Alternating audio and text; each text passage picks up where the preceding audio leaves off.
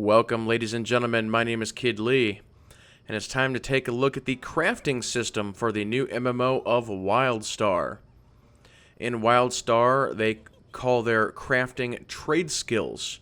You have harvesting trade skills and manufacturing trade skills. So we'll be getting into that in this video, and we'll also be getting into the two different kinds of crafting, which is coordinated crafting and circuit board crafting.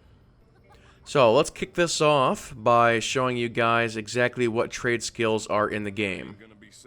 So I'll click on the guy and he brings up the list here. We have Weaponsmith, Armorer, Mining, Outfitter, Survivalist, Technologist, Architect, Relic Hunter, Tailor, and Cooking.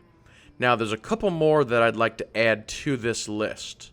You have Farming, which is something that everybody gets.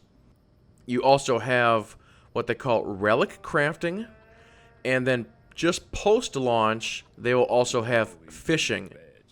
So in this game, you have to select 2 trade skills, but cooking, and again, fishing post-launch, farming, and relic crafting are all free. So basically, from the ones I have listed here, again, minus cooking, the Weaponsmith, Armor, Mining, Outfitter, Survivalist, Technologist, Architect, Relic Hunting, and Tailor, you have to pick 2 of these. Now let me do just a very brief breakdown of what each one of these actually makes. So for Weaponsmith, you'll make weapons and weapon attachments. For Armor, you'll make heavy armor and energy shields. For Outfitter, you will make medium armor and support systems. For Tailor, you'll make light armor, bags, and cloth. For Technologist, you'll do boost, med shots, field tech, reagents, and power cores. Architect, which is the hardest of the trade skills in games to master. You will do housing accents, furniture, and fab kits. And then cooking is just straight up food. Now, the next thing I'll discuss is exactly how do you get your crafting resources. So, item number 1 on that list is basically out in the open world, you'll run across nodes. Like this little tree right here, this is a survivalist node. Here's an example of something you can farm as just a farmer. As you run through the world, you'll see little plants, and you can just blow them up, and you will be able to get seeds. And you can then use seeds to actually place in your garden. And we'll actually check out the gardens here in just a little bit. Again, up here is another example of a farming node. You can see it actually blends in with the environment fairly well, so you kind of have to know what you're looking for. But also on the mini-map, if you can kind of see where my mouse is, you see certain little icons that are green. Those are an indicator of the trade skill resources.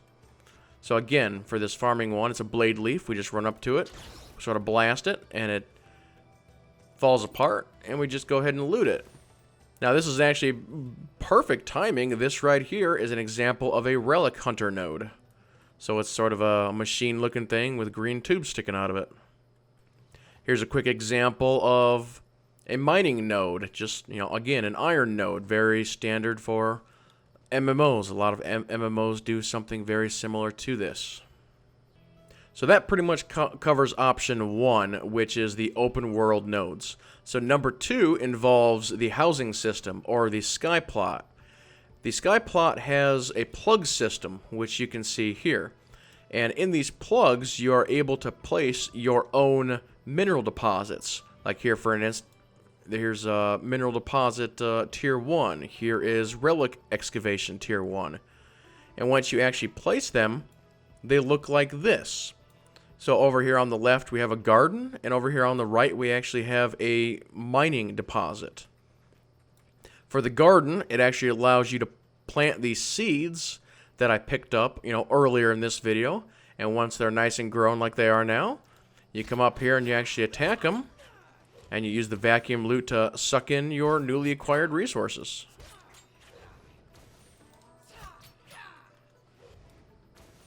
And then over here on the mine, You just go ahead and mine the nodes that have spawned, and you're good to go on that, and they will just keep respawning over time. Now, the next thing I'll go ahead and cover is, other than the plants, which I just harvested, some of these other ones, like the survivalist nodes, the mining nodes, and the others, exactly how do you mine them? And the answer to that is you actually have to pick up a mining tool. So in this case, this character is a miner, so I have to have a laser pickaxe. And I'll show more of those here in just a minute. But once you have that item, you're able to go ahead and click on it, and you can see the laser pickaxe doing its work. And it's slowly blowing up. Once it's done, you suck it all in, and you get your resources. So we'll go ahead and we'll grab this bigger one here, which is a titanium mine. Now the cool thing about the trade skill system or the harvesting here in WildStar is sometimes when you're sitting here mining these, sometimes other things will happen other than what I just demonstrated. Sometimes you'll be mining or harvesting something like that, and all of a sudden it'll open up to an underground pit, and you'll be able to run around inside that pit for a very short amount of time. It's like a minute or 2 minutes long. And down in there is just resources as far as the eye can see. So it's sort of a little mini game or a challenge saying, you know, how many resources can you mine in the span of, you know, a minute or 2 minutes or whatever the timer happens to be. And then the third option that can happen on those nodes is sometimes you'll be mining them and all of a sudden they'll turn into a creature and you actually have to fight the creature. So it's a pretty cool option, and this is actually one thing that they have done to try and get rid of the gold farmers, because it makes it very difficult to bot something when you don't know exactly what that node is going to do. Alright, I've opened up a vendor now just to show you guys some of the tools that are used for the harvesting in the game. So again, here we have the Novus laser pickaxe, which is used for mining. Here's the Novus relic blaster for relic hunting. And here is the Novus laser chainsaw for survivalist. And as you can see here, these are all required level 10. And as you progress through the game, you actually have to upgrade your tools as well. So you don't just get one tool at level 10 and use it through level 50. You actually do have to upgrade your tools as you move along. Let's get into the nitty-gritty of the crafting system.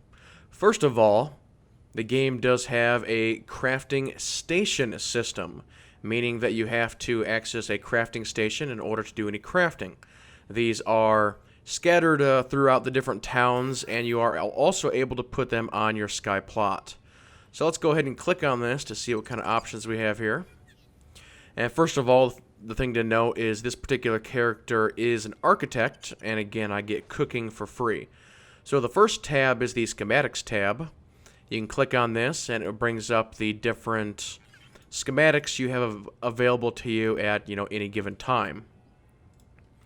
And option number 2 is your tech tree. So the game features a full tech tree system, as you can see. So basically, as you're crafting and completing these little objectives, you are unlocking different things. So for instance, fuel can, if I make 3 fuel cans, I will then unlock the sack of golden wheat.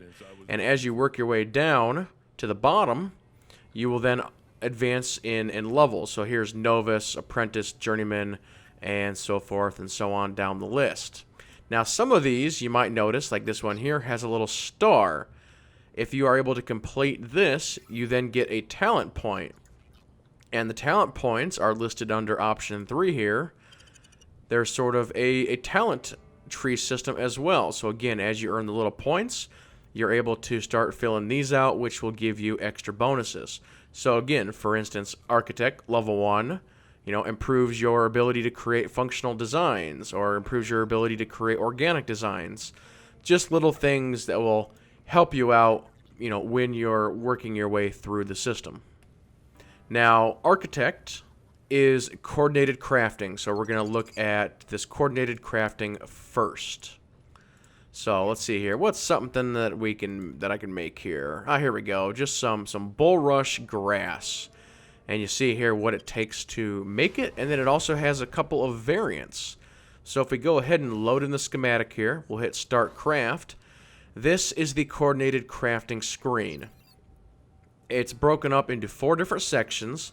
Up at the top here we have synthetic, function, organic, and then all the way over on the left, aesthetic.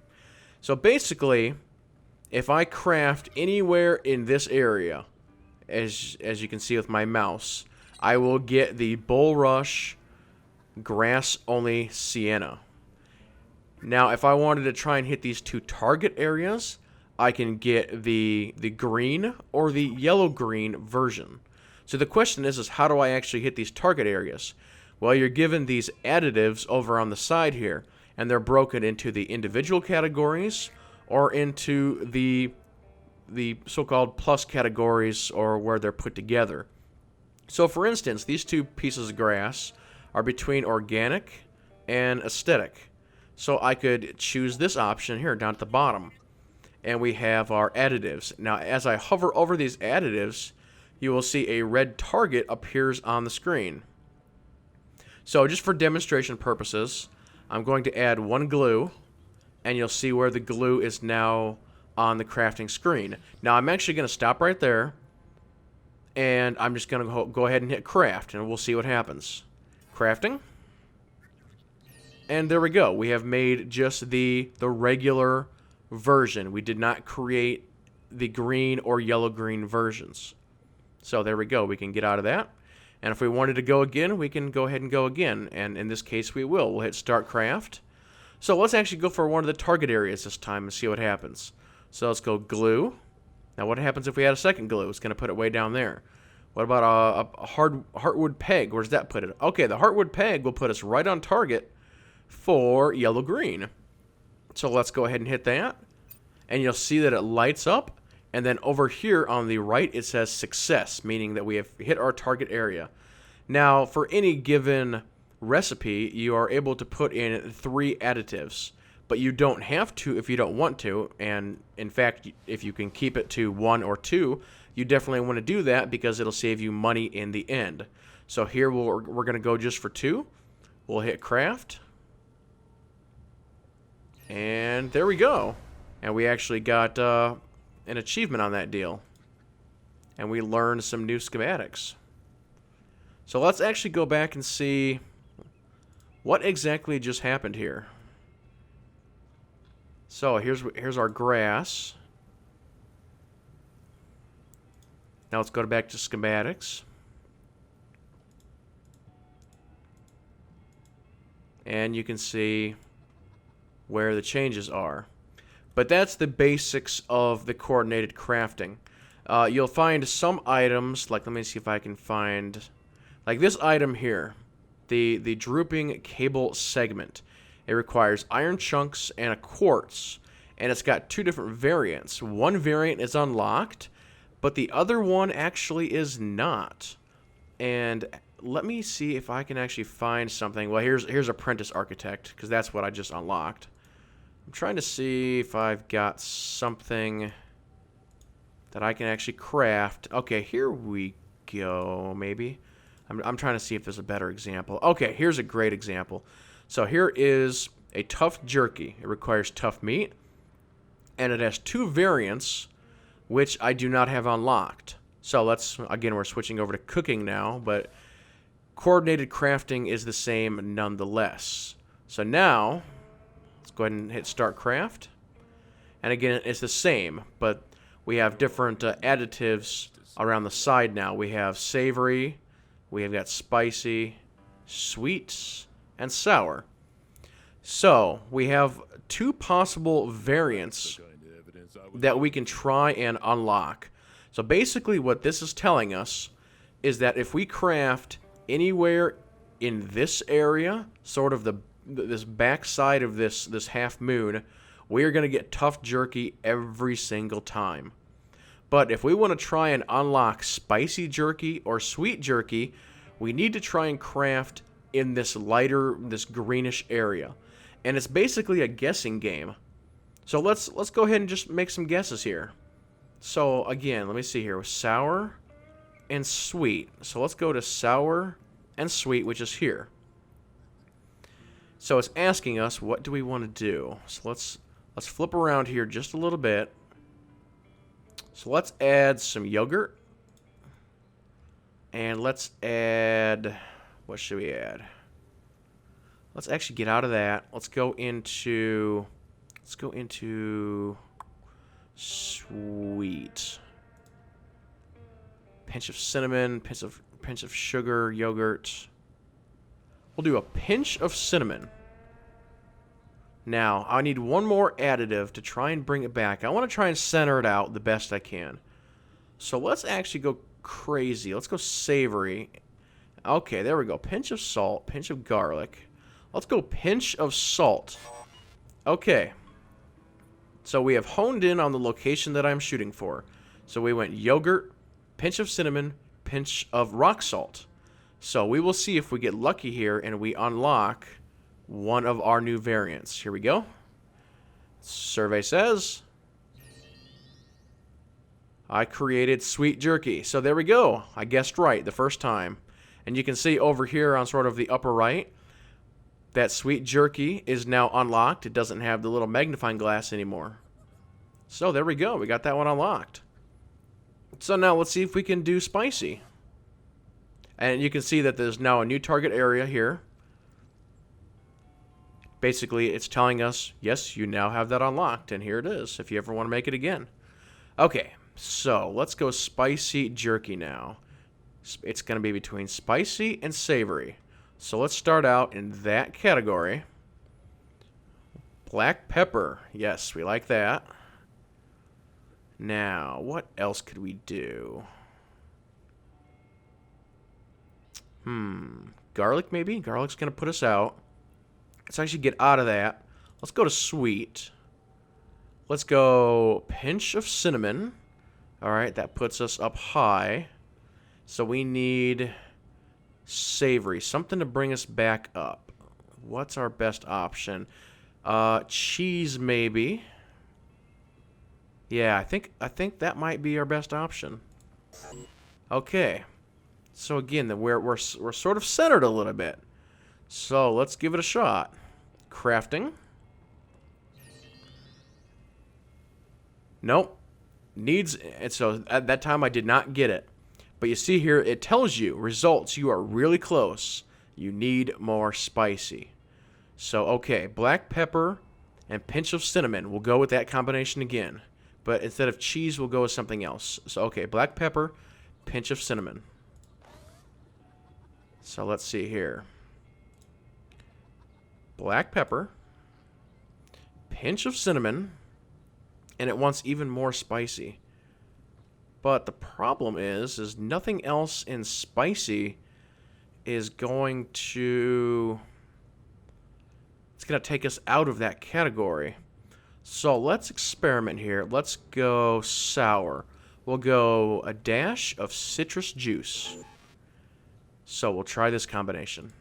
Survey says... Now it says far away. Need more spicy.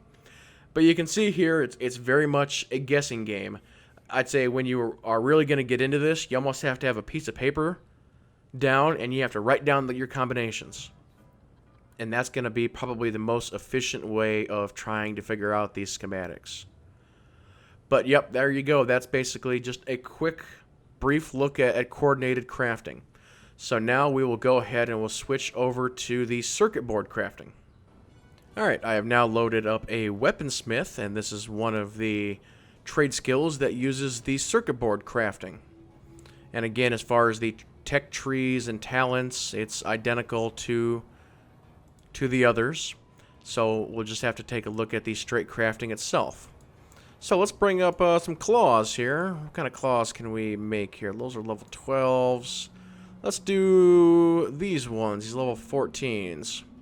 We've got all the required resources, so we'll go ahead and load up the schematic.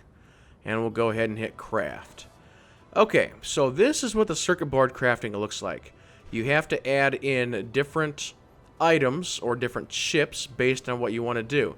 So up at the top here, we'll click on this, and it's asking us what sort of power cord we want to load into it. And I happen to have one level 12, so we'll go ahead and load in the level 12. And then we have a chip on the left and a chip on the right. You see these colors that are coming out of the circuit board, and this is an indication of what kind of stat that the circuit board wants you to use, but you don't have to if you don't want to. And I'll explain that here in just a moment. So if we go ahead and we add the chip on the left side, it gives us some different categories, which is basically your stats. You know, the red ones are brutality, finesse, and moxie. The green ones are insight, grit, and the blue one down here is tech. So it wants us to use a green one, but again, you don't have to if you don't want to. But for this demo, we will. So we're going to pretend that we're making tanking claws. All right, so we'll go grit, and we'll just leave that alone for a minute, and then we'll add our red chip. So we will go ahead and we'll add, let's say, brutality. Okay, so now we have our power meter down at the bottom. We're currently at 10 of 70. And over here on the right side, you can see what the stats on your item are going to be. So right now it's 228 assault power, 152 support, 3 brutality, and 3 grit. So what you can do is you can slowly start cranking up these numbers, and you'll see the power gauge starts to rise. So let's go ahead and we'll crank this up to, let's say, 10. Okay, we'll go over to our red one. Let's crank this one up to 10. So you can see we're at 6470, and now our stats are 10 and 10 on brutality and grit. But we're not done yet. I mean, we could be if we wanted to, but let's crank it up a little bit more. All right, we're at 68, so we're still good. Let's go over here to the green one. All right, now we're at 72. We're over on power. So it's saying that there's now a 1% chance to fail. All right, let's play with it just a little bit more and see what we can get out of it. Okay, now we're at a 20% chance to fail. All right, let's back off the green one. Let's do one red one. Okay, now that's only a 15% chance to fail. So you can kind of get the idea on how you can sort of play with the numbers a little bit to see what you can do to maximize your options the best you can. So in this case, let's go with the 14 and 9, and we're at a 15% chance to fail. Let's hope it works here. Come on, money. Come on, money. Hey, we got it. The luck is with us. So now if we look in the inventory here, we have got our claws here. 228, 152, 14, and 9. So there you go. So for demonstration purposes here, let's actually go back into the claws. Actually, let me back all the way out here. And let me do a lower level claw. We're going to do a level 10. And oh, I accidentally started that other one, so it's going to make me do it. That's all right. We'll go ahead and do another one here real quick, just for fun. Let me actually show you what happens when you don't go with what it wants you to. So again, it wants us to go green. No, we're going to go blue. And on this one, it wants us to go red. No, we're going to go insight. So let's crank up our numbers here. See if we can get tech to 10. And we'll get this one to... See, it's not even letting me get to 10. Now, before I was able to get to 10 and 10 before we got to a fail chance. And this time I couldn't even do it. I got to a 10 and a 9, and we're already at 1% fail. So you can kind of see what happens when you go against the grain. It doesn't like it. I mean, it'll let you do it, but it doesn't like it. So what happens if I crank up one more? Goes to 11%. So we can get to 10 and 10, but we have an 11% chance to fail. So let's go ahead and try it. Hopefully we'll get lucky again. And we failed. We hit that 11%. What are the odds, right? Crazy. Alright, so let's go back to this level 10 that I was going to do before. We'll go ahead and do a start craft. Now this one is a little bit different. So lower level items, basically I believe it's below 15. You are not able to mess with this left chip. It just automatically puts in a stat and there's nothing you can do about it. So let me go up here and add another power core. This is a level 10 power core. And this is a +9, and you can see the 9 brutality over here. And again, we can't mess with it. So the only thing we can mess with is the right chip. And brutality is already over here, so it's sort of grayed out, so we can't use it. So we have to go either finesse or moxie. So we'll go finesse, and we'll go ahead and we'll play with our numbers just a little bit. So 6 puts us at a 1, and 7 puts us at a 100%. So we have to just go with a 1. But you can kind of see as the levels, or as the item level, gets higher, you have more things you can experiment with. So we'll go ahead and we'll hit a craft on this, and if we hit that 1%, that's going to be crazy. Nope, we didn't, so we're good to go. But yep, that, ladies and gentlemen, is pretty much the basics of the crafting system here in WildStar. Pretty standard node collection, except for the housing system. The housing plot thing is a little bit different. The crafting itself, the coordinated crafting versus the circuit board crafting is pretty different. It's more complicated than Star Wars: The Old Republic, World of Warcraft, yet it's not quite as complicated as, like, let's say, the old Star Wars Galaxies. So I think it's a good mix. It works great for this game, and it's just complicated enough to, keep someone like me really interested in crafting. So if anybody has any questions about crafting or WildStar in general, you can send questions to KidLee asf@gmail.com, or send me a private message on YouTube. But yep, that will go ahead and do it for this crafting first look.